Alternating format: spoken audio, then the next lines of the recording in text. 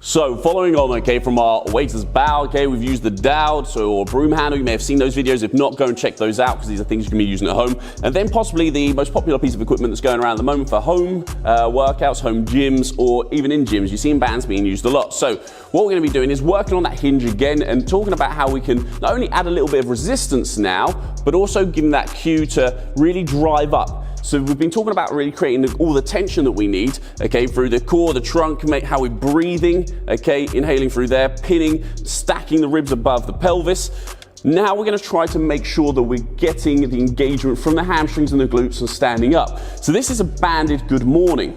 Now what I'm going to get Rob to do is he's actually going to step into the band. Feet sort of just about shoulder width apart as you would do naturally. And then you're going to bring the band over the top here, okay. Now, it can maybe be a little bit uncomfortable. It shouldn't be too bad. As you can see, Rob's into here. This is now obviously at full tension.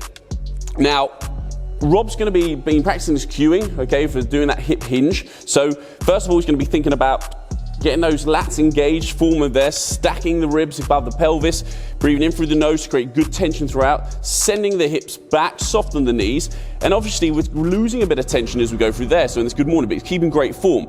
So as it gets a little bit more slack there, which is great, it takes off that pressure. Now we're going to drive up by squeezing the hamstrings and the glutes. So we're having to work against that banded tension. This is a great way of actually, you can do this as a prep movement in the gym, okay? If you're in a group session, often if you're waiting around, it's a great way to get those hamstrings starting to sort of wake up a little bit of firing, as people might explain or say about doing, but really just trying to get a bit of connection to the hamstrings and the glutes, but it's getting that encouragement. So we're a little bit softer as we go lower down, driving the hips back and then just squeezing through. And try and do a bit of conviction. Try to really actually work those muscle groups. It's not going to be the heaviest thing you've ever done, but it's starting to encourage a bit of resistance through the movement, but also to keep that nice tension in the upper back, because if we don't and you round out, I'm not going to get Rob to do it too much because it pings off and hit you in the back of the head, go up through your ears. It's a very uncomfortable place to be, okay?